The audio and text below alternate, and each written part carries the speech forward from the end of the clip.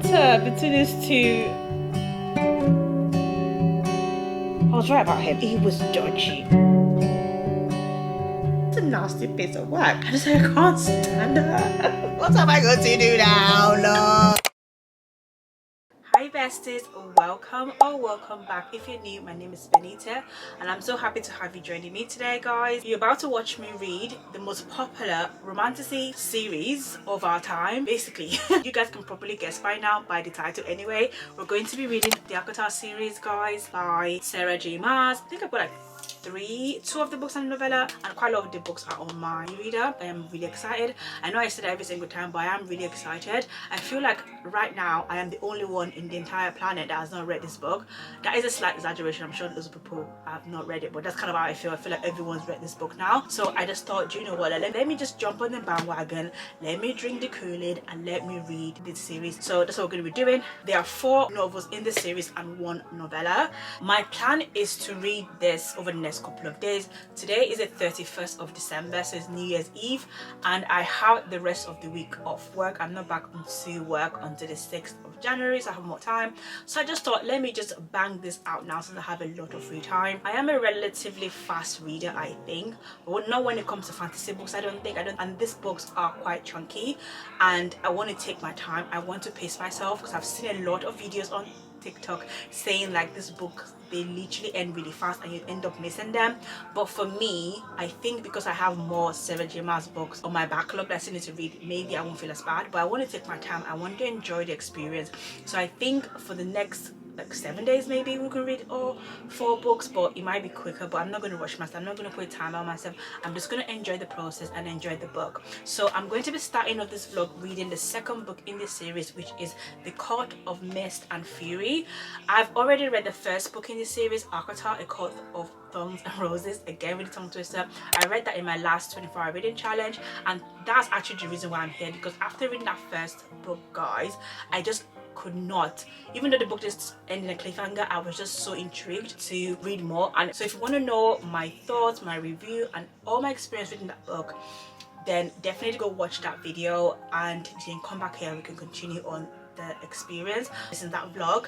I haven't stopped thinking about this series, guys. To be fair, a lot of books I read in that reading vlog I'm still not over. This book has just been nagging on my mind. I just want to know what's going to happen with Crescent and Farah, guys. Excuse the pronunciation. I'm going to try really hard with the pronunciation. I might not get them right. This series is a romantasy, I think, and I feel like I need to read this first because I feel like this is a more softer, more romantic series than Throne of Glass from what I've seen online and people talk about. I feel like ACOTAR is a good beginning book to enter the Sarahjmaas world, and then Throne of Glass is like the OG all-time top tier series. Let's save that for last time. So guys, grab a drink, get cozy. We're about to go into the world of ACOTAR, guys.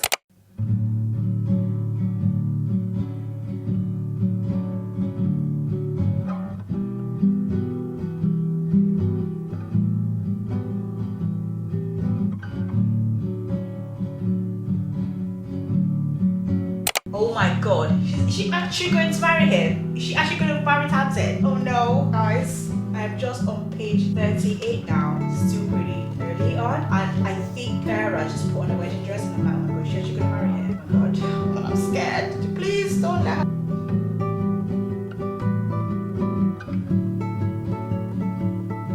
Oh my god. So, Reese's friends. I love the little like found family like friends group that he has. Is amazing. So it's recent Castian, Amin, Mom and Ezra. So there's 5 of them and I love them so much. They're so cute. I thought fairies were fairies. They are fairies, but they could be dark fairies. When I think about fairies, I'm thinking of Tinkerbell, but they're like fairies could be demon kind of thing. Amran might be a vampire because she's lived the longest and she cannot eat like normal food. She has to drink blood. I just love it. The banter between the friendship group. Look, I love found family. It just makes me giddy, and I'm happy like get like those small moments in the this book because a lot of serious shit is happening, and it's quite nice just to get there like bantering. I mean, now they've just gone up on a night out, they've gone for dinner, and then they're going dancing. It's just like quite nice to see that. I like her sisters. She has two sisters. They're human. There's Nesta and there is Elaine. I think Nesta is just like she's got a guard up, which I find really weird because when I read the first book at the start, I just thought she was like a mean, selfish, self-centered like person. But it's not like she's not. She's quite protective of her family. But then I'm thinking that why did you let your sister go out hunting and providing for you guys? You're the oldest. You should try to find a way to kind of provide for your family instead of living with your sister. So I don't know. At the end of ACOTAR, I started to like her, and I still like her now because she's gone to visit her sisters in the mortal world, and Nesta's back to her, which is just kind of bitchy again. So I'm not sure. I hope she has more of a bigger role in this book going forward. They're so cute. I can't deal. They're texting. Oh my god, this is so cute. Like the texting is basically like magic's like a paper to come in front of her, the message, and then she replies. And oh my god, I can't. Why do I find this so cute? Oh my god, this is so adorable. Flirty banter between Crescent and Farah is everything. Okay, I take that back. They're not texting, they're sexting. Oh god, this is too good. Okay guys, I've just got to a part now where I think Farah is coming to her senses a little bit, and I think my theory is right because she's sparring with Cassie and she's thinking about a relationship with Hamlin, and she just said thinking about it when she was doing that battle to save their relationship and save his powers for him, and she said he did nothing, he couldn't do anything. I didn't risk being caught until there was one night left. All he wanted to do wasn't free me but to fuck me. That's it. Like basically I was right. This love for her was very, very convenient. He's such a fucking user. Oh my god. I was right about him. He was dodgy. That's it. I know, right. The banter between these two. Okay guys, I am 368 pages into this book now. Guys, the slow burn, the tension. Oh my god. Basically, Reese is in a bad mood and she's trying to get him out of his bad mood, and then saying she's gonna go shopping for like lacy little things. I told you guys it was sexting. Now they've taken the sexting from the paper parchment into like real life. One of Reese's power is that it can read people's mind or project like a vision into their mind. So it just projected like a spice, like a scene into her mind. So the actual villain in the first book, Amarat something, the evil lady. So she's just like one of the soldiers of this evil king. So our boss is basically this evil king. So the first book, let's go back because I didn't really give you guys any spoilers when I read the first book. So the evil lady Amarati, she was the one that held Tamlin in hostage. She's basically kept the entire Fey land in hostage. She kind of took their powers and put a curse on them and things like that. She's like the main villain of that book. During the entire time that she had this ring, basically her sister fell in love with her human, and the human betrayed the sister. So basically she killed the human. She kept the soul on her ring finger. Like, she is brutal. This human's name is Julian. I gave you that backstory because this evil king now is trying to do, I'm not really sure exactly what he's trying to do. I think this king wants to rule the entire universe, both the human realm and the Fey realm. But to stop the king from doing this, Riz is on this mission, and obviously with his friends, and now Farah is part of this mission where they're trying to stop him. There's this special book, there's two of them. One of them is stored in the Fey land and one of them is stored in the human land. And I think if those two books are put together, that book contains like a spell, that could do like pure evil stuff. Yeah, so basically they're now on the hunt to get the books before the king gets the book. Really, that's kind of like the premise of this, the quest that are going in this book. Anyway, so now they've managed to get the book from the Feyland, and now they're on the quest to get the other side of the book. That's not what's happening, but obviously there's also side stories of them together. But this is so good. Like, I literally thought I would be bored reading this book because it's so thick. No, not every single part of the book can be amazing, but even the boring part, which is not boring, the quieter part, I'm still intrigued because there's a lot going on. Now her sister knows that she's no longer human, like she died, and now she's an Fae. The human world is ruled by a bunch of queens, something like, and those queens are the one that own the book, so they're trying to kind of like persuade them to give them the book. But anyway, I told you guys, like, basically the human world and the fae world, they hate each other. The humans think the faes are evil. And also, like, since she's escaped from the spring court, Tamlin like basically locked her up. He hasn't really reacted to her, which I'm like, it's just weird. Like, why isn't he reacted? I thought it was gonna go crazy. And also, like, I just found out something else. So basically in the spring court, Tamlin, citizens, basically they have to pay him like some money every single month. How does it that, you evil bastard? Like, basically these people have been in hostage for the past 50 years by this evil person. You basically have the power. They are now free from this bondage and you're expecting them to pay basically like taxes or something. And I'm like, some of these people said that they're starving. Farrah's looking at him. This was when she was still at the spring court. She's looking at him thinking like, why are you asking them to pay? You know that they're starving. They're telling they can't afford it. And it's always tradition. It's kind of weird. And now that she's in a night court and even gone to the summer court, they do things completely different, which I'm just kept thinking that Tamlin is a fucking bastard. The evidence is showing that this guy is awful and I can't wait to get validated. I do not trust this man. I won't be surprised if it's actually the king in disguise. He is a shapeshifter. My mind is going crazy. I'm thinking of theories which are not even valid anymore. Cannot wait to edit this back and then watch my reaction when I know the full story, because right now I'm just on book 2 and I'm like thinking about all these theories.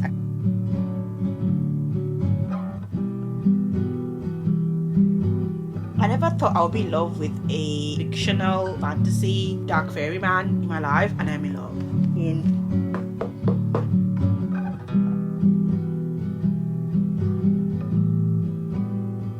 Oh my god, this is bad. Yes, girl! Oh my god, who is this person? Who's doing this? Oh my god, this is breaking my heart. My heart is breaking. What is going on? Oh my god, the chapter I just read, my heart, this entire time I read this entire chapter with my heart in my throat. I know, logically, I know that Reason is not dead and it can't die because the book, there is a lot of books and I don't think it dies. I think it's a main love interest and everyone bangs on about him. So I know that it's a main character. It's not going to die in book 2. But that's my rational brain telling me this. But my irrational brain is saying, oh my god, they can't kill him. They can't touch him. Oh my god, his wings. Oh my god. Like, yeah, that chapter 49, this book, I'm about to read that book. Just take heart. But then obviously Farrah came in a bad. I'm so happy that she's kind of on in on her powers. I think I told you guys that because of how she got resurrected, she has all 7 powers of all the islands. Even though she has all their powers, because she has them together, no one has it. She's found a way to manipulate all of them together, and she just showed a little bit of her badassness in the scene where she rescued Reese, and I was just like, yes, girl. Guys, they are mates. Reason and Farrah are mates. She just found out, but I feel like maybe Reason knew. Oh, fucking hell.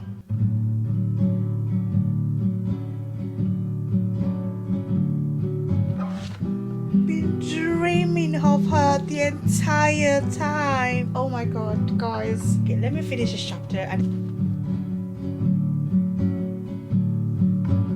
oh my god, guys. I am crying a little bit.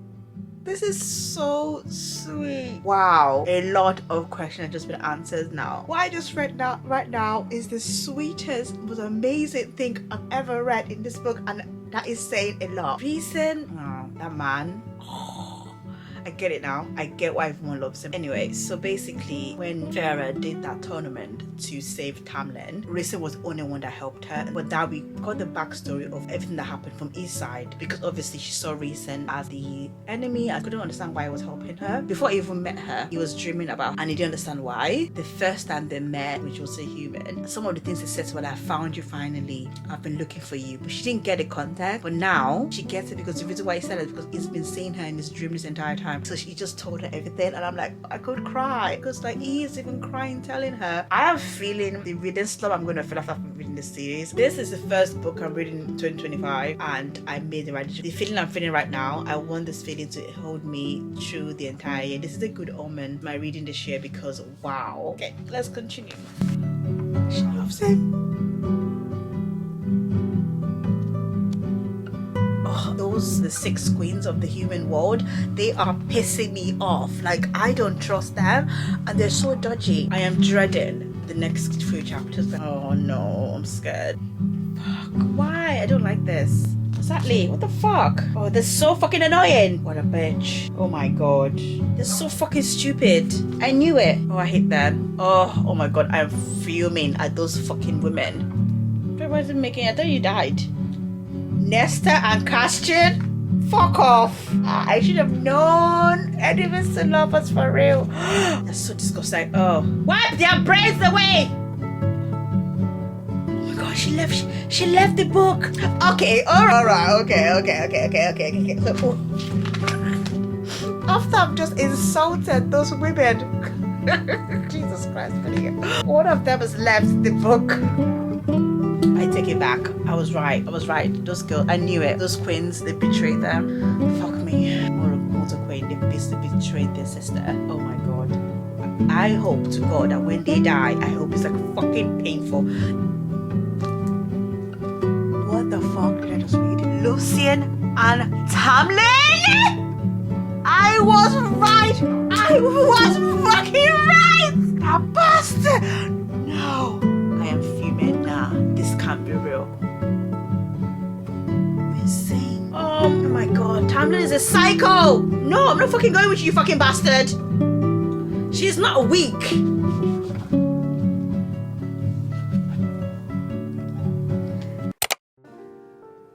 Good morning, guys. Last night I literally finished reading my book, the last scene, and my battery died and I was so lazy to get out of bed and charge my camera. But guys, I finished A Court of Mist and Fury yesterday. This book is a 5-star read. Scratch that, 6 stars. Oh my god, this book was sensational. I think I told you guys that Tamlin and Lucian basically betrayed Vera, which I was so right about him. Whatever. They finally got the book from the human world now, and they've got the book from the fair world, and they're just about to go do the ritual. Everything was messed up. She failed or whatever. So then Tamlin and Lucian walked in. Tamlin is delusional. I think it's actually a psycho. In his mind, it's made up this thing in his mind that he thinks that Farah is with Lucian because she's been brainwashed. Thinks that she really wants to be with him. Like, it's like, come to me, I'm going to rescue you. I'm like, I'm sorry, like, what is going on in your mind? Like, where are you? Like, you need to check yourself up there, man. You are fucked in the head. He made a deal with this evil king to save Farah, and it would give him access to because basically in his kingdom, the spring court, there's a wall that divides the fair world from the human world, and that wall is the only thing protecting the human. So he literally gave up that wall, access to humans, to millions and like hundreds and thousands of human people dying, to save Farah because he loves her, which makes me think you are a selfish bastard. Because I'm sorry, Reese is sacrificing his entire family and friends for the love of his life. You just want her, you want her now. You don't mind killing me. Like, do you know what I mean? There was an eye priestess. Basically, she also is working for the king. So she was hungry for power because she made a deal with him as well. Basically, he told her he's going to kill all the high lords and make all the high priestesses become like the new rulers of all the courts and stuff. So again, she's thirsty for power. For her part of the bargain, she basically helped the Eye King kidnapped her sisters. Nesta and Elaine were kidnapped, and those fucking human queens as well. They were all part of like the old scenario. The last 4-5 chapters of this book was just like, I was just like at the edge of my seat because a lot of shit happened. What the queens want, they want to be high fae because they're freaking older than death and they're so vain. They want to like live forever and be beautiful again. So they made a deal with the evil king that is going to change them into fays, but they wanted to use her sisters as guinea pig. I was just like, first of all, Farah is proof that this could happen. Like, she was a human and now she's fae, like she's alive. Like, why would you not think that? So this book ended off with both of her sisters are now fays. Farah is now back in the spring court with Tamlin, and I'm just like, oh my. Then we got Reese's POV. It turns out that Farah and Reese got married in secret, and now she is a Eye Lady, which basically means the night court, which means she and Reese are basically equals. So basically she's now in the spring court as a spy. This book is so good. Like, it's like cracking, this book, and I'm so happy I took my time reading it 2 days to read this. Like, even though it's because I'm not working, so I have more time to read. So this is a 6-star read, guys. This book is amazing, guys. I get it. I'm not even gonna lie, I'm not even gonna front. I get it. This book is sensational. Like, the feeling I got from this book, like, a lot of people say this book got them back into reading, and I can completely believe that. I had to check again. This is the YA series, guys. It's not YA. Do not give this book to a child. This is not for children. This is for 18 plus because it's spicy. Oh.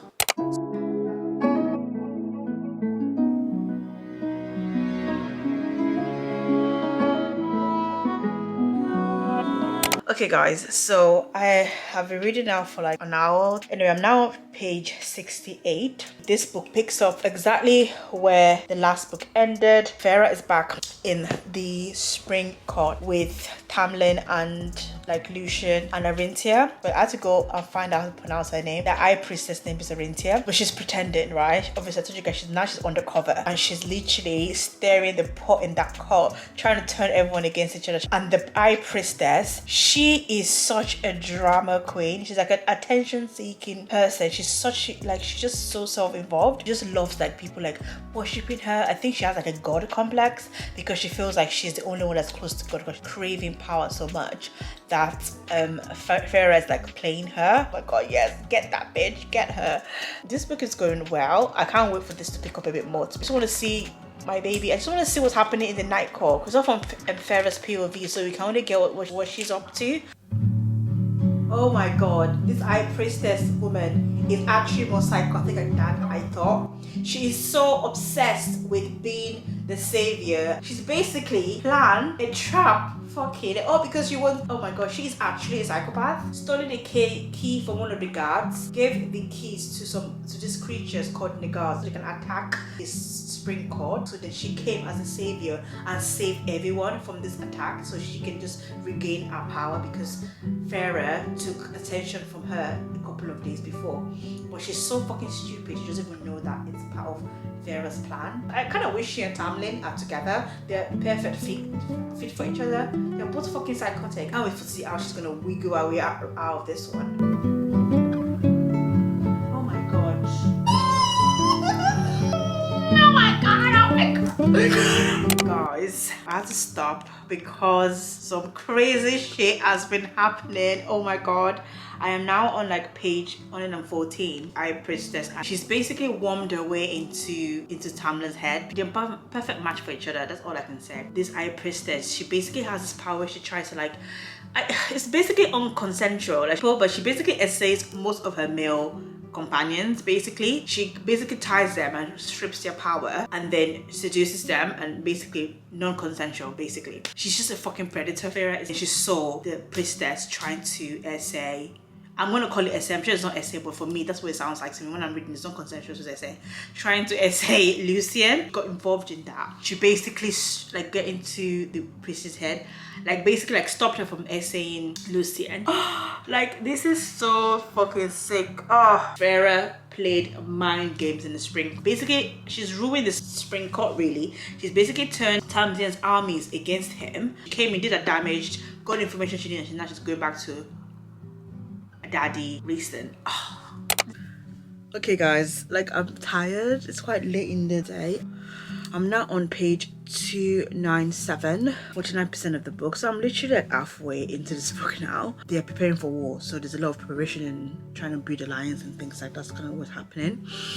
That's why when I spoke to you, I told you that now Farah is back in the night court with her entire family. Lucian now, and Lucian is seeing like, because everyone thinks the night court is like scary and like a dungeon. So when he got there, it was just like so surprised. Like there are kids on the street, there's laughter, like, you know, everyone's at peace, and so he was really shocked. And I think now he understands. Farah is seeing her sisters, like now they're like phase and stuff. But I think Nesta has a really strong magic, basically because she's so stubborn and she's so like eye strong and so closed off. When she was thrown into the cauldron, so the cauldron is what they were looking for. Like cauldron, like I think it's like apparently it's shaped like a bathtub or something, and it holds a lot of magic. In order to change humans to fair, they are putting them in the cauldron. So when Nesta was thrown into the cauldron, she was like, you know, if I'm going to go in here, I'm going to steal something from you, because she was so angry, she was boiling with so much rage.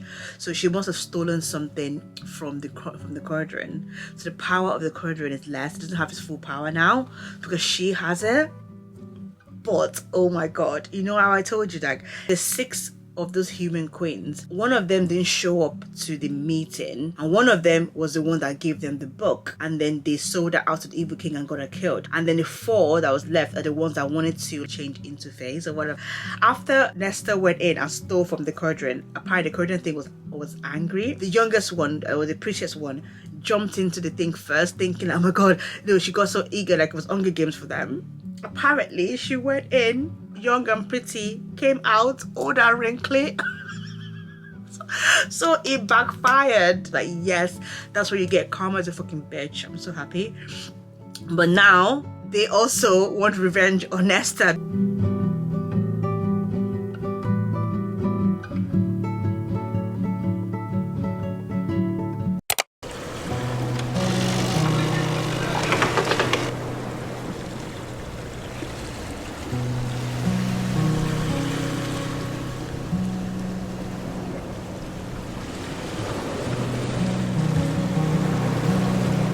So like book is just getting so much better. So basically I just finished reading the part where Tamlin, after Farah basically destroyed his court, they just seen each other for the first time since that happened, and basically they have a meeting with all the Eye Lords from all the courts together. It's kind of like form an alliance so they can fight together as one against the king of Hybern. And that confrontation was so fucking awkward. Like literally Tamlin is so bitter, and I kind of low-key tiny bit feel a little bit sorry for him, but I think it's his fault, because if he was just really open and honest with Sarah, I don't know, I feel bad for him, because now it's like, oh, my entire kingdom is destroyed, rebuild, but like it's your own doing for you to like believe in that woman. I don't know what's happened to the priestess. I wonder if she's still with him. That is so weird.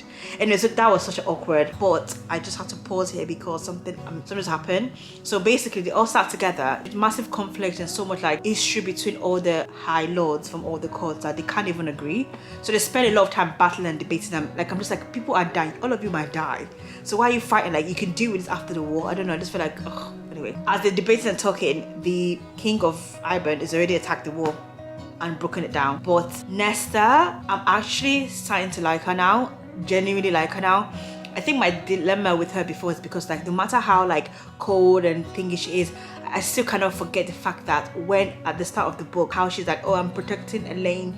But why didn't you protect Farah? When they were poor and living in that cottage, I remember the first book, like the personality from that and now, I can't compare that. Like literally they let Farah go hunting by herself, feed the family. They didn't want to get a job, they didn't want to do anything. They just thinking about what rich man they can marry. Well, I can't get over that. Like even when she had the power, she's like, I'm not doing this, I'm not doing that. Like I'm just like, oh, again, like oh, I don't know. Like no matter how like badass she is, I'm saying you're so much of a coward, being the victim all the time. Like it was just really pissing me off. But she's finally stepped up. So, like she's like, okay, I'm gonna fight with you. Like even like you, Farah, you're fighting for these people that you have no connection with them, but you're still fighting for them. I think that's kind of made her step up a bit, and I can confirm that I think she and Castian are soulmate. I think there's a connection between them. I had to pause here because I feel like the king of Hybern has basically broken on the wall because they spent so much time arguing. They've had 2 weeks to come together at this meeting that they had with all the Eye Lords. You guys are so pathetic. All the time they're spending debating, the guys already broken down the walls, so now they're fucked. I have exactly 200 pages left, so I can read 200 pages in the next 3 hours. And guys, I've done it. I just ordered book 3 and book 4 on Amazon. So I need to have the entire book. I have to own it because I know I will be reading it. Like, oh, this book series is awesome.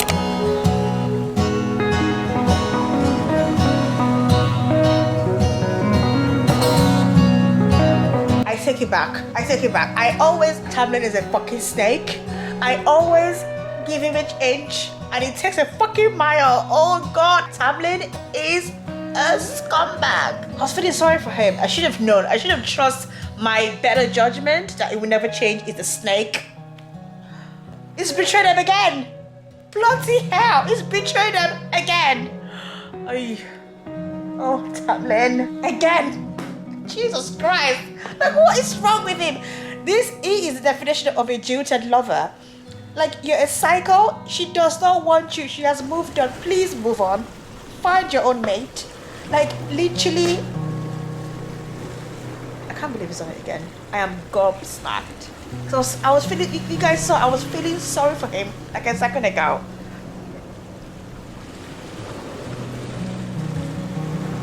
You just got juicy. First of all, I am sick of Tamlin. Pick a side, mate. So I told you guys it betrayed them again. But now it saved Farah. Because basically the king of Hybern kidnapped Elena's sister, and she's basically like gone into his camp undercover using the high priestess like body, I'll give you details of what happened to her. The king knew they were there with Ezra, and Tamlin basically helped her escape. And I'm just like, oh, I can't deal with you. Like, you can just fuck off. I don't care what it does now. It's irrelevant to me.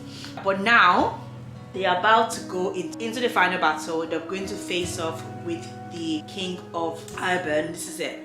And they've got their army, and they've managed to get like 3 like extraordinary out of worldly like creatures to help them, very, very powerful creatures to help them. Oh, this is going to be epic.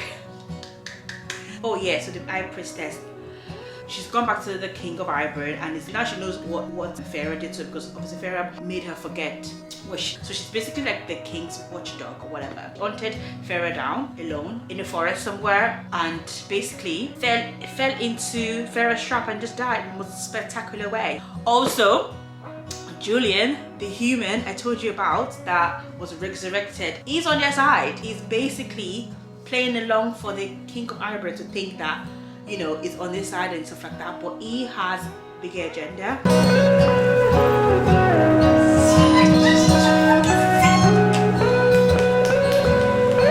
Surprise attack. Nesta! Oh my god! Yikes. Damn. That thing just wiped out the cover. Poof! In the hair. You know, and she's man up, girl. Shit. Oh fuck, this is becoming painful to read.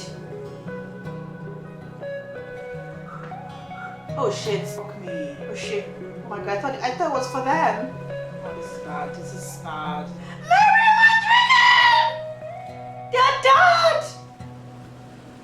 No! No fucking way. This entire time the dad has been missing. Oh my god, I'm gonna cry. He's been looking for the 6th queen. Oh my god. Finally, our family is stepping up. He named the ships after them. It's the Farah, the Elena, and the Nesta. Oh my god, I'm gonna cry. This is, oh my god, literally, you don't understand. This entire time, Nesta has been so cold, thinking their dad never stepped up for them. And I even said it, like, was thinking about it. He felt like he's failed his daughters, and he literally finally stepped up when he counted. Nah, I can't. This is so... Oh my god, I can't be crying over. God. I just finished A Court of Winds and Ruins, guys. Epic. Epic. The battle at the end, that last scene when they did the final battle, I was at the edge of my seat. I was just like, oh my god, so much happened. Oh my goodness. Wow. I thought Amran betrayed Farah, but she didn't. And again, Tamlin, I think it's finally moved on. But yeah, that was insane. 5-star. Obviously 5-star read. I still think A Court of Mist and Fury 6 stars for me. And one thing I like about this book is that there's actually no cliffhangers. I just realized that, you know, there's something more coming. There's a nice closure. There's still a few loose ends, like for example the 6th queen and her curse for the human queen that were like on the path to revenge and stuff like that. So there's still like those kind of loose ends, but the main villain from the past few books is finally dead. Is like finally dead. Let me just rewind back a little bit. So the battle ended successfully, but the quadrant, which is where the evil power, the power is, was still open. So they had to find a way to close it. So Farah and Crescent used their power together to kind of like try and close the code, so it doesn't bring out like more like creatures from the underworld and make things worse or whatever. Doing that drained Reese's power, and then he died, and I literally, my heart sunk to my fucking ass.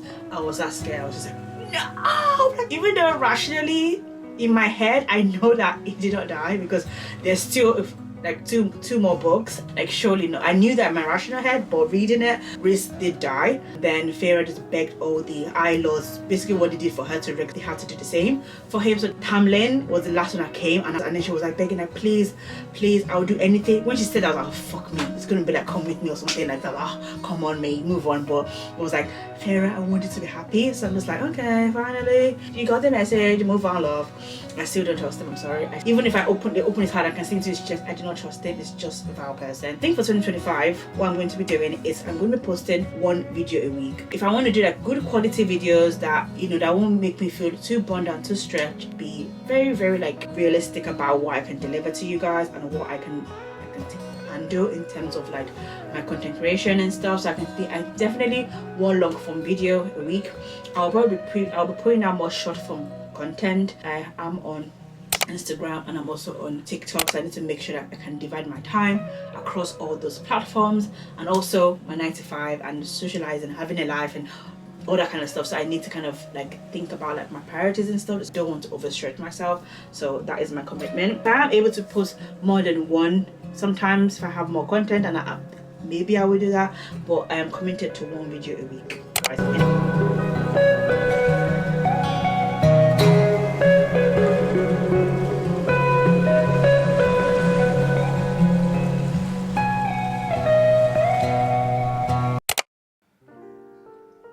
Good morning, guys. Good morning.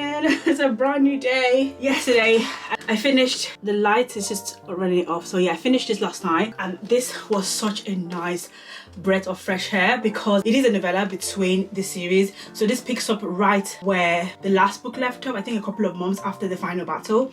So it's quite nice to see them like just be happy and just be in the moment before the next, I don't know, disaster or whatever. They're basically celebrating the winter solstice, which is when Farah's birthday is as well, but in the Night Court they do like a big celebration. Well, the thing I love about this book is that this book is in multiple POVs. So for the past 3 books that I've read, it's been in Farah's POV, but this had everyone's POV apart from Ezra. I think Ezra's POV and Elaine's POV were not in this, but it was so sweet. Like, don't get me wrong, my favorite is still Court of Mist and Fury. That's my favorite book, and it's very romantic, I think, but this is quite get to see them live in the moment and like just see how they've recovered from the war.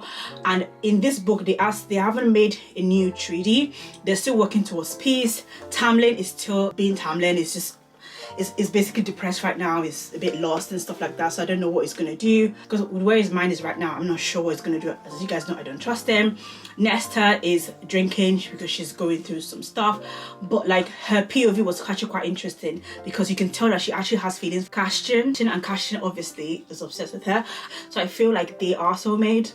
But yeah, but she's like literally kind of depressed as well. Like she doesn't want to have anything to do with her sister. I think she's just grieving her dad in a way, and she's just like drinking her sorrows away. At first I was thinking, oh, here we go again. But I just feel like with Nesta, her character is the one that I'm not, I know I've told you guys this entire video, I'm not really sure how I feel about her. I feel like her character basically gaslight me in a little bit, because all of a sudden she's kind of flipped it around to make her look like the victim, which I'm like, you're really not a victim, to be fair, because like literally after everything that, I know she loves Elaine. Elaine is her person, which I find really weird. Elaine's a lovely person, but I don't know why she doesn't like Farah. I need to hear her side of the story, because I feel like from what I've gathered from Farah's point of view, she's not a victim.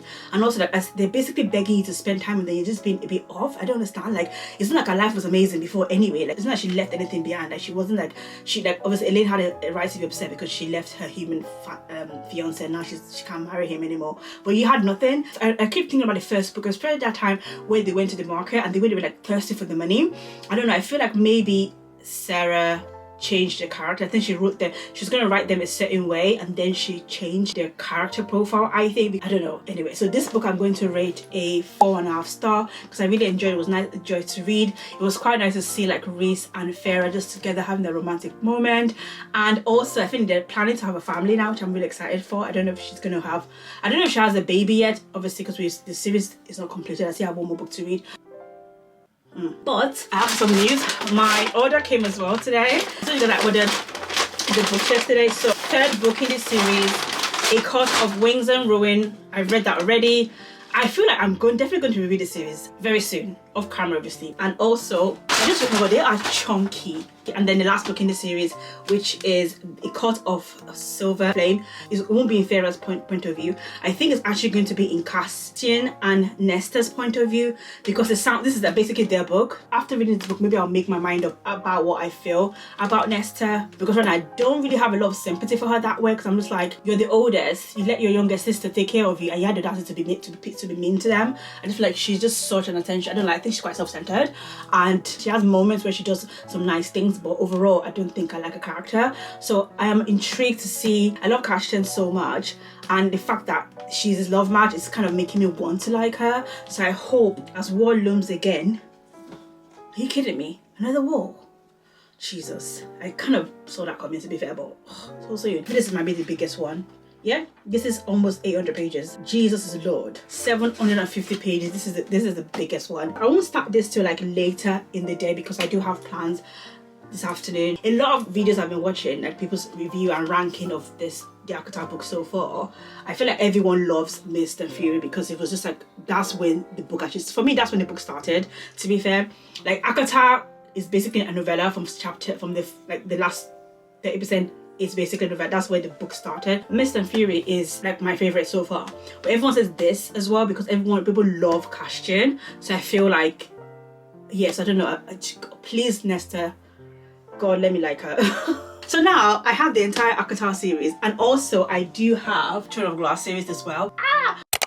Good morning, guys. It's a brand new day. Today is Sunday, and today's agenda is to bang out this book. I have just read that tiny bit, chapter 13, page 144. So I didn't get any reading done yesterday when I spoke to you guys, but I read a couple of pages, like maybe 40 pages before bed, and then this morning I banged out like 100 pages. Literally in my onesie as well because it's freezing today. Like, it's been raining the entire, I don't want to talk about weather, but I have to talk about it because it's been raining the entire day. So, and then some parts of the UK it actually snowed, but obviously I live in London, and due to pollution and overcrowding or whatever, we haven't got any snow, but we have gotten a lot of rain. So today I feel like today is a perfect day for like a nice cozy like reading at home. Like, it's a perfect day. It's like gloomy and grey outside, so I can just stay in and read my book. And I'm using my baby mug right now. From what I've read so far, I think it's doesn't mean Crescent and Nesta's POV, which is quite nice, but we do see a lot of the characters. So this book is more about Crescent and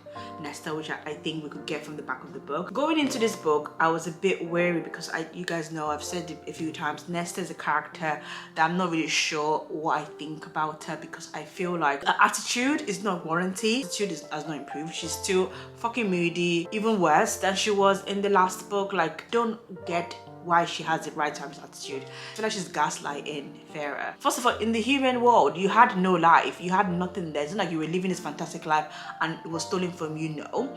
You basically hated your dad for not stepping up, but you never stepped up as well. You let your little sister take care of you, like going into a dangerous woods by herself to feed you. And then she comes back home and you're mean to her, you're not even nice to her. And basically any money she makes, like, she wants to use to take care of the house. You guys are worried about buying fancy clothes and things like that. Like, your parents were so screwed up. So I don't understand why that was her attitude the entire time. And now she's an Ife now, and she's still like giving the same attitude. She's still an ungrateful little bitch. Like, I just cannot justify her behavior, and I'm really struggling to like her. Sarahjmaas needs to do a massive shift for me to actually like this girl enough, because I'm like, I don't know, I want to like her because I'm not, there is something to like them. I'm just like, your attitude doesn't warrant anything. Like, you say you hate Reese, you hate Farah, you hate everyone, but at least people have been taking care of you. Like, oh, it's a fault I'm a fair if you didn't bring this fight to our door. Like, if she didn't come to you, if you guys didn't help her the way you guys would have died. If King of Hybrid was gonna kill you, or like, I don't know, like, I just feel like her attitude is just not a comfort. She's acting like she's a victim and she's been done wrong and something horrible has happened to her. Like, you've always been mean, you've never been nice. So I'm really struggling to like her, and the way she's treating Crescent, I don't like her at all. But obviously, because I'm getting a POV as well, I know deep down she fancies Crescent and she just refuses to give him a chance. And she keeps saying, oh, I don't know, I just feel like I can't be sympathetic. Like, oh, you know, I've got some darkness in me because I went into the corridor and I stole from the corridor. Like, oh my god, like, ugh, please. I cannot feel any kind of sympathy for her. I'm like, nah. But the only thing I'm thinking of as I'm reading this, maybe there's something, because obviously Farah said that growing up, when they still had money, their mom was very, very cruel, but she spent all her attention on Nesta. Nesta was her favorite, and then she treated the middle sister Ellie like a dog, and she just basically did not pay any attention to Farah. So I have a feeling like maybe their mom's cruelty is a lot more.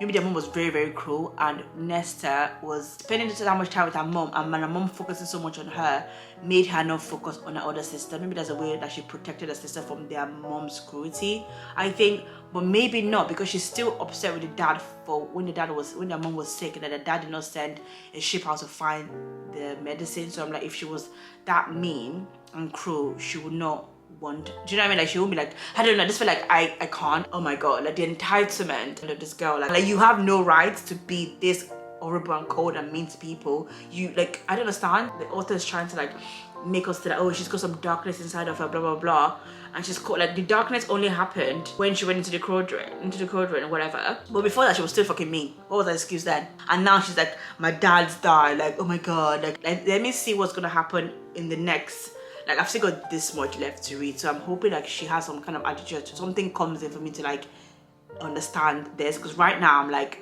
girl, like, please, can we find someone else for Christian, please? She's just very manipulative. I just don't like it. The gaslighting, the manipulation, the playing the victim. You were rich and you became poor, but you never did anything like that, and you spent the entire time angry with your father for not doing so. I think the dad was disabled, like a physical like impairment, to be able to like never step up. What was your fucking excuse?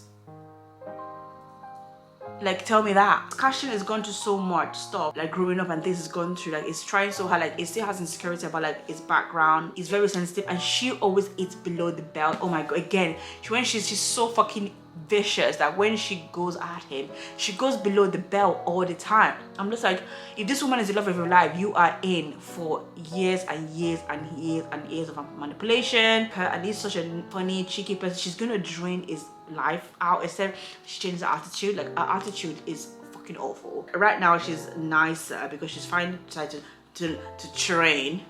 She's like rented. I never told you guys what's happening. So obviously the war is over. Now they have to deal with the next war thing. So I think I told you guys, like, the 6th human queen, she was sold to this, like, I think it's a lord or like some creature, and now she has a curse on her where she's like a woman in the day, and at night she turns into like a firebird or something. Creature, I don't remember his name, is now like stuck in the lake, but the 6th queen thinks that he has some kind of power to manipulate the human. But the autumn court, which is the worst court in the land, I think anyway, I love that court, it's very vicious, like it's horrible, and it's decided to make an alliance with this creature and the human queen. So it's like, basically it's going to be there's another war coming, so they're preparing for that. They're not sure if Nesta and Elaine still have their powers because of how it's there, so they need to train Nesta because she's like enemy number 1, because those queen are really upset with her because it was her fault that everything backfired or whatever, and they are worried that if the other like Lord know that they can actually stop the war by just giving Nesta to the human queen. They want to sacrifice her over like going into war. Basically, I think that's kind of what the way they're thinking about it. So she needs to train basically. First of all, she didn't want to live with anybody. She wanted to have her own apartment in the slums, and she was just drinking every day to like numb her dark thoughts, I guess, or moaning at dad, and then having sex with randoms. They can't leave her like that. She's basically by herself. They wanted her, so as punishment, which is not really punishment, they were trying to like help her out. They've kind of moved her out of that flat, and they've decided to like make her like train and work in the library or whatever, that kind of thing. But right now, now I'm speaking about and I'm venting to you guys. I feel like what Nesta is struggling with is she should have stepped up for her sister when her dad couldn't be. She was so angry with her dad. How to process her emotions, what she's going through, because she's a fucking childish asshole. The only way she can think about fixing this is to be like horrible to her loved ones, which I'm thinking like, grow up, babe. Grow up. Which she refuses to train. Every morning wakes up, she doesn't want to train, based on decoding the attitude and decoding what she's saying, because Christian has the patience of a fucking saint. It was like, if I understood why she didn't want to train because she has such a she has a fucking chip on her shoulder and a fucking massive ego. She cannot be deemed to like train in public. So basically, because she might do badly, she doesn't want to see her mess up. So she can't. It's never just say that like, oh, I'm not gonna train here. Can we do it somewhere more private? But she wouldn't say that. I'm not training that fucking village. I'm not training that fucking village. And I had to decode her attitude to know that she didn't want to train there. So he found like a private place for her to train, and now she's finally training. Like, I'm just like, you are.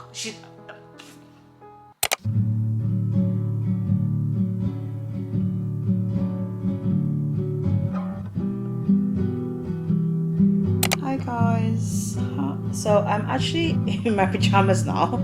You guys saw my onesie before, now I'm in my pajamas because it's been quite some time and I've been reading. I haven't read that much, I've just read a little bit. To be fair, there's nothing to update you guys. There's actually nothing happening at the moment. It's quite slow. I feel like most of the action does happen like towards the end of the book. Nesta is still going on my nerves. I do not understand why she's so angry. Like, I do not get it. I'm like, in my mind I'm thinking, did I miss something? Is it just me? If you guys have read this book, like, is it just me or does she have some kind of weird jealousy, rage thing towards Farah? Like, she hates Farah so much that every time Christian brings Farah up in conversation, she just goes like, oh my gosh, she's perfect. I don't know, she has this weird, like, sibling rivalry. And Reese as well. Like, I guess when you're angry, you're hurt, you're depressed, you take your rage out on the ones you love, I guess. Because even Elaine, she's been mean to Elaine as well. Because I feel like Ashton is trying to see the best in her because he likes her. Anyway, so Elaine is come to the house where she's staying to visit her. Even though Farah warned her, like, you know, you can go, but just be prepared for what she's gonna do. And then they were talking, and then it, like, literally immediately she felt Elaine being there. Her back was already up, and I'm just like, and she was just like on guard. I'm just like, why you on guard? A few months ago it was the other way around, and she was depressed like me and I was there. I'm like, but then she was depressed, but she wasn't mean to anybody. She was just in her room, like, not eating and just trying to recover, mourning her fiance. She had a valid reason. She basically was going to marry some guy that she thought she loved, and she was mourning her human life. And then I think Elaine mentioned her dad, and she just went, oh my god, don't mention him again. I'm just like, oh god, here we go, victim. I just like, I can't stand her. Elaine got upset and left. The question came to, and I said, like, oh my god, what happened? She's like, I just knew you were going to take Elaine's side. I just knew it.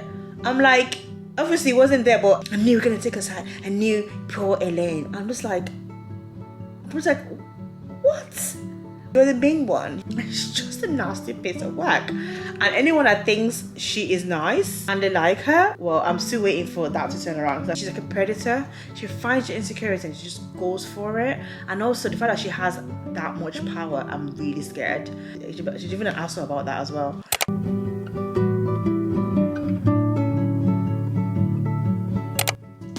Hi guys, I've switched to my Kindle now because I am in bed and it's just light to hold. Anyway, I am now about 56% into this book. I'm going to read it for the rest of the evening in bed. But yeah, I wanted to come on here and just come and tell you guys that I knew it was going to happen. I knew it. For some reason, I'm trying to understand Nesta a little bit. Don't get me wrong, everything I said about her before, I still feel the rage, but I kind of knew, I could tell that I was going to start like liking her, and I've started. So at the moment she's training, fine, but she's not training with a bunch of like priestesses. So basically there is a library that she's been working at, and that library is only for these priestesses, and these are priestesses that have been through so many things. Like literally some of them have been like essayed violently or something like some kind of trauma they've been through, and this library is like their safe havens. It's women only, they're protected, no one can go in except they're invited, like it's their safe haven. So she's been working there, like that's kind of part of a punishment. But she's made friends with Gwen, who is one of the priestesses, like a younger priestess. They kind of bonded. So she also is being trained by Christian. And then there's a woman in the village called Emran, like her wings have been clipped because she can't really fly, and so she's trained as well. So her family is like a little woman bond. But I've just read a part here where Nesta's giving a glimpse of what she wants to do, and I'm like, oh my god, that sounds so perfect for her. Something about like she wants to lead, because basically she was like, oh, like she's reading all these like books about history and books that Christian reads, and then it's like, are you planning to lead an army in future? She's like, yeah, of course, an army of females. And I'm just like, oh my god, yes, like this is like a perfect fit for her, because basically a lot like Recent and Christian, like they are training women in the army, so that things are very backward and savage in this world in a way. So they're trying to promote a lot of like women to come out and like train to be warriors. A lot of these women, they clip their wings so they be able to fight or something like that. It's so fucking backwards, like whatever. I have to remember this is fiction. Mentioned Emran wings were clipped and stuff. So a lot of the women that are in this training camp, like in this village and are training, they're not respected. Like you can tell even the captain of the training camp is really not really, he doesn't really care about the women. Like every time they finish their training, they all have blood rights. Basically it's the way for them to graduate to become warrior, and it's like a deadly thing. It's like a competition, and basically like Hunger Games. And basically all the women that have been training, none of them have gone in that blood right, because it could get really horrible. Like they haven't said it, but they're thinking that some of them might just be like essayed, like, you know, shit like that can happen. So none of the women have gone to the blood right yet. So none of them are, so there's not really any, there's no female like warriors yet, because none of them have done the blood right. So, and also if they make them graduate without doing the blood right, they will not be respected. They are finding it hard enough to get respected just even training. You can see the direction this book is going, and I feel like that is gonna be that is so good for Nesta. There was a scene where Reese went into her head and stuff, and it's just like, even when he came out of her head, it was like, wow, like some of the things she's went through. So when she went to the quadrant, she obviously has to battle her way to get out of that quadrant. She stole some of that quadrant's power. It was a savage fight. Like it's really messed her up. So I feel like she still has her guard up. Like she feels like being cold, and like closed herself up, and like all the front, to be fair. I knew it was all the front anyway. And she's trying to protect people from her, because she feels like she has this darkness inside of her, and she feels like if she distances herself away, she has little chance of like hurting people, I think anyway, which is, I guess that part is a little bit justified. But the thing is, she was mean before she went into the quadrant, so what was her excuse then? But anyway, let's move on from that. So her attitude is much better now. Like she's still that, like I feel like a personality of being a cold bitch, and like she just doesn't take any bullshit from anyone. I love that about her. I'm not going to take that away from her. What I do not like is the fact that she's very, very cruel to like her sisters, Farah especially. Like, because I imagine like if she harnesses her power, because she has a massive power, and she keeps her attitude, she has an edge. Like her attitude is perfect. Like, she would be incredible. So I think that's what she's doing now. She's like training. Like Cashin is lovely as a warrior, but when it comes to strategy and like, you know, guiding his feeling, it's not really that good, because obviously he's a warrior. When it comes to politicking, he's not really good at politics. But she, because of her attitude and the way no one can read her, basically, she's perfect for politicking. So I feel like I was like, yeah, finally, if she harnesses that personality, and if she's becoming this warrior princess kind of vibe, I feel like she's walking her way up to be one of my favorite. Can you imagine? But anyway, I've said that now. I'll come back again and tell you how much I hate her. I'm eating my words again. You guys know, like, I'm just quick to judge. In terms of character development, I feel like hers is one of my favorite character development. This book is slow, but I'm loving the fact that we can see her basically becoming a better person, or like not even becoming a better person, like just coming into her own. Like even though like she's never going to be Ellen, she's never going to be Farah, she's her own, she's Nesta, she's her own person. But now she's coming to terms with who she is, like embracing her power, saying what she's capable of, and she's coming out fantastic. So I feel like, but guys, I have like exactly what much left. I do the math. I got 44% this book left, of the ACOTAR series left, and I'm like, what am I going to do after this? I'm just like, I've literally read this book in basically today Sunday. I started reading this on Tuesday, and I told you guys, I'm like, I'm sure that sarahjmaas is going to make me love this girl. I said it, and it's happening.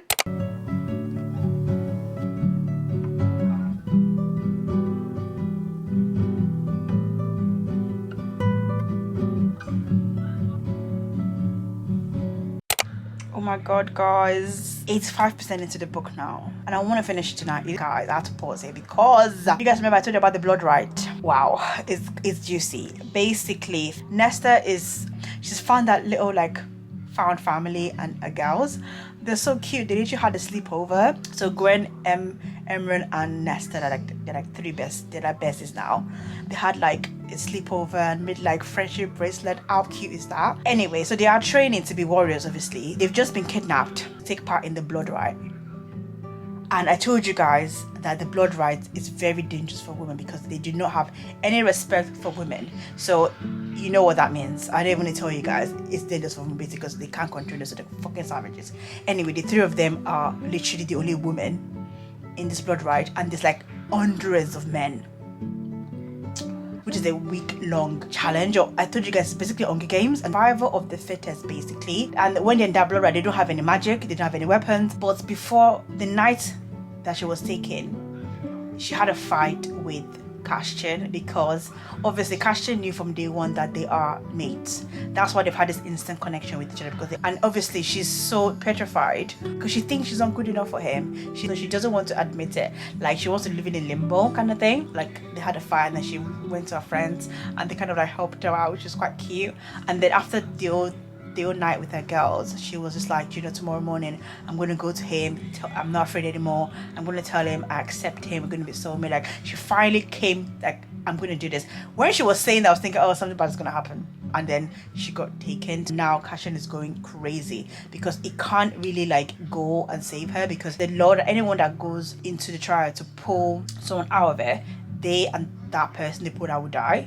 So he can't just have to like pray, like the training is done for her would be enough for her to get through it. And while this is going on, the human queen, the evil one, basically started war. So they've got like that to worry about, but Reese can go and Farah can go because Farah is pregnant. I can't believe I've not told you that this entire time. Farah is pregnant. She's pregnant, she's having a little baby. I'm giving a little spoilers. This is a lot. It's still worth reading this book because I'm telling you, I'm giving you like cliff notes. There's still so much going on. Anyway, things are about to kick off. Nesta. She is a badass. Oh my god, Nesta, check you out. You cheated. What a dick. Because my mate taught me well. Yes! Is he allowed to do that? No! Oh my god. Oh my. No. That witch. That psycho witch. This is getting stressed. So fucking vain. My god. Some people are psycho just because you want to look young. There's a lot of steps to take just to be pretty again. It's fucking mental.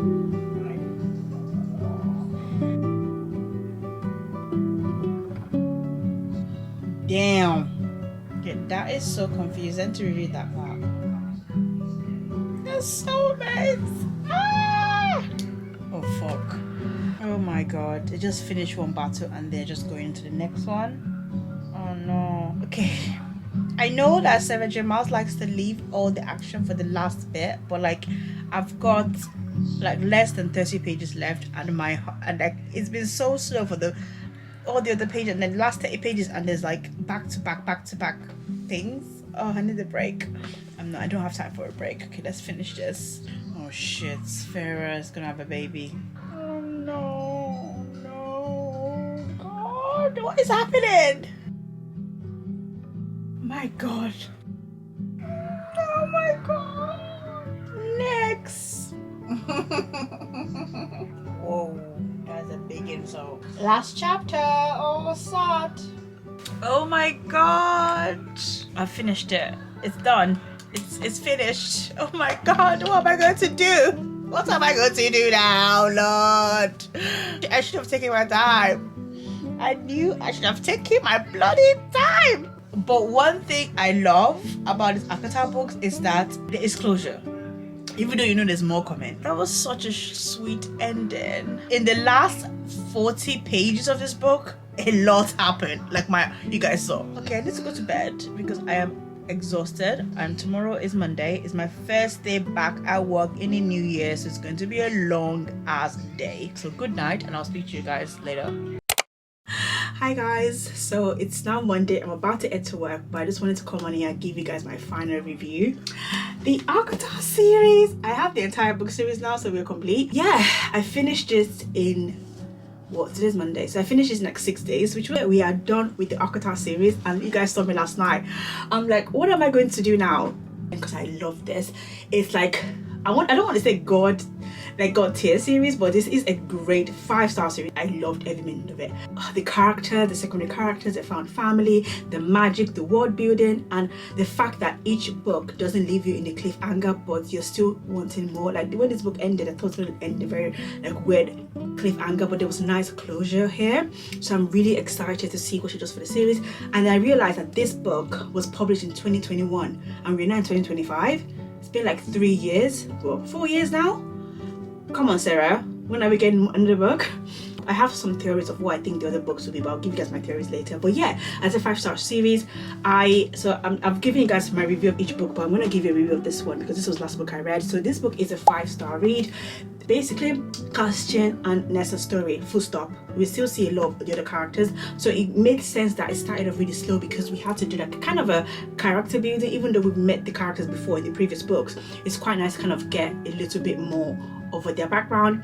You guys knew the roller coaster I went with Nesta in this book, and at the end of it I actually do like her. Like, she really grew on me so much, and like the way she changed at the end. She's found her sisters, a little posse of girls. I love that. The way that she and Crescent like found their love, like they obviously were made, but I just love reading them. Like the end of this book, this book really paid off. But it is, even though it was slow, but it wasn't as slow as the first book, ACOTAR series. It wasn't, because even though it was slow, there was still a lot going on. There was a lot of like tension and like pull and push between Nesta and Crescent, so that kind of paid off a little bit.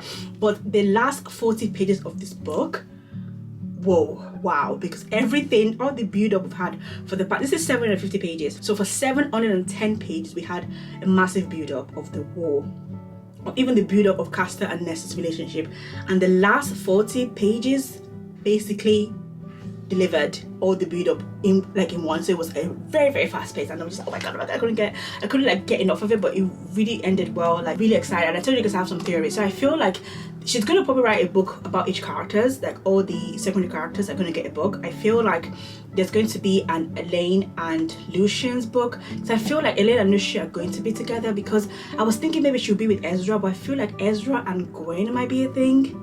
I feel like that, and I think Emran and more might be a thing. That's kind of what I gather from here. And Ares, which I don't think I mentioned him at all the entire book and stuff. There's a character called Ares, is the IFA prince of the Autumn Court, and his dad is pure evil, and his entire family did something really horrible to Mo, who is one of racist like group friend. But we don't know the full story, because it sounds like he did something, but there was a reason why he did it, because his dad is quite abusive. I think his dad abusive, because we got a little glimpse of like his dad tortures him and stuff. So I feel like he is actually like, I don't know, like he's a bad guy, but there's something more to his origin story. So I feel like maybe we can see a lot of him as well, because yeah, I just feel like it grew on me a little bit as well. I don't know, but yeah, I really enjoyed this book. My favorite is definitely book 2, which is Mist and Fury. That's my favorite book. And obviously ACOTAR is my least favorite, but only because of the first half. But I do love the end of the last few chapters of this book. Definitely I'm going to be reading the series. There's going to be a lot of readings for it. I need to reread this again, because I just feel like, oh my god, I need more and to read it again. But so yeah, that is it guys, that is it. We finally read ACOTAR series. We've come up to date, and I feel like now I understand all the memes and stuff. Now I'm part of the crowd, I'm part of the lingo, and I get it. I get all the memes and references and things like that. But yeah, these books are amazing. If you are debating about reading this book, like obviously again, reading is subjective, everyone has different opinions and stuff like that, but my opinion, I thoroughly enjoyed this book. This book gave exactly what you expect from reading. Like the feels, it's just so good. And apparently the I've seen online, there's a massive debate, actually there's not even a debate, it's actually fact, that the Throne of Glass series are better than this. And I'm just like, what? They're better than this? Oh my god, wow. If they're better than this, I am in for a treat. And I'm just like, I don't know, because I'm like so immersed in it, because I had a week off work. So I feel like with Throne of Glass, I need to find time to read it. I don't know when I'm going to have the free time to read that. I need to, like, once I'm in it, I can't put it down. But the good thing is there's no cliffhanger, so it does help a little bit with that. Okay guys, so yeah, that is the end of this reading vlog guys. I hope you guys have enjoyed reading this book with me. Enjoy the roller coaster of this entire series, the rants, the rage, the complete change of mind, and all the ups and downs of me reading this entire series. I hope you guys have enjoyed that, and let me know if you agree with me, or let me know if you've read this book, and yeah, let me know if you have any notes. Just leave a lovely comment at the bottom. If you've made it this far into the video, leave a love heart in the comments so I know the people that got here. And thank you guys so much for sticking with me to the end, and I'll see you guys in my